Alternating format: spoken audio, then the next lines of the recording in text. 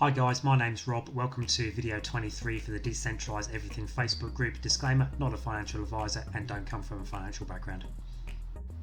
So today's video I wanted to talk to you guys about the history of money and how I think that all ties into cryptocurrencies such as Bitcoin.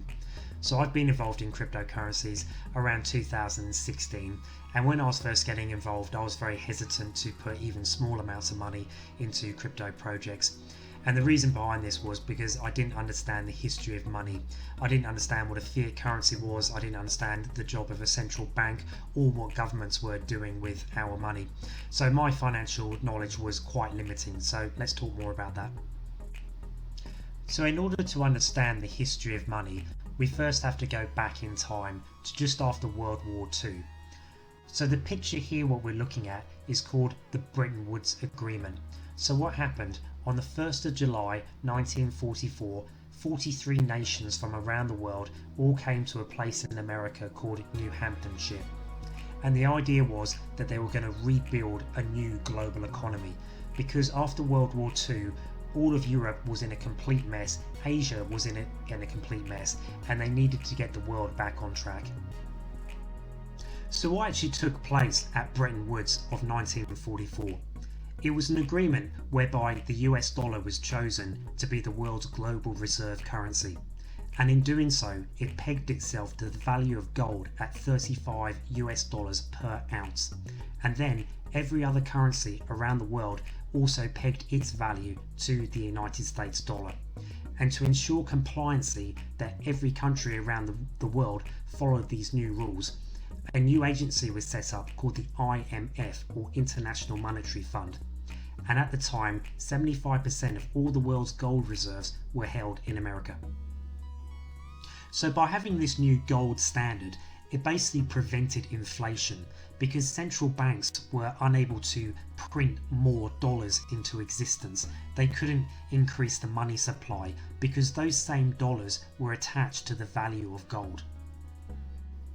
So as time went on, up into the 1960s and 70s, America faced some big problems. It was fighting a Vietnam War to stop the spread of communism, it was trying to stop the Soviets from going to the moon, and it also had huge civil rights movements back home. All of this cost a lot of money. Wars are very expensive, but the US was unable to print more money to pay for all these events that were happening because the US dollar was attached to gold. You can't make gold in a factory, you can't make it in a lab. It has to be dug up out of the ground, and as you know, gold is very rare. America needed more money, and a more concerning issue were that countries around the world were starting to trade in their US dollars in return for gold. They were starting to lose faith in the US dollar.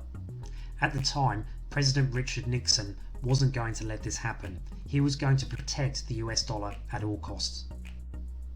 And so on the 15th of August 1971, remember that date, the 15th of August 1971 is when President Richard Nixon cut the link between the US dollar and gold. He destroyed the gold standard, and in doing so the United States dollar now became a fiat currency, and all other currencies around the world also became fiat currencies. It now gave the United States Central Bank the ability to print huge amounts of money, and to this present day the United States dollar still stands as the world's global reserve currency. So what is a fiat currency? A fiat currency is a currency with nothing tangible backing it up. It's just simply the law. It means that when I go to the shops and I buy a product, by law I have to hand over some fiat currency, and then I'm legally allowed to walk out that shop with my products. Now you may be thinking, well, that's great if central banks have the ability to print endless amounts of money, why don't they keep doing it and solve all the world's problems? Well, there's a catch. When a central bank floods the economy with lots and lots of money, it means that the purchasing power of that money goes down. In other words, inflation goes up.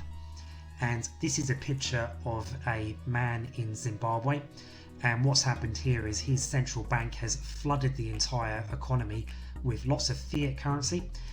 This is probably over $1 million of his local currency, and he's going to buy a loaf of bread because his currency has now become worthless due to inflation. So how does Bitcoin come into all this? The Bitcoin blockchain is a universal computer network around the world. Anybody with access to the internet can access the Bitcoin blockchain. It's decentralized, meaning there is no central bank in control. It's transparent, meaning that everybody can see all of the transactions taking place on the blockchain, so it's very difficult to commit fraud or corruption. And above all, you can't flood the market with more Bitcoins.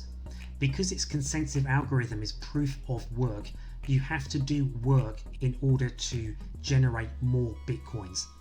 And no country around the world has yet been able to ban Bitcoin.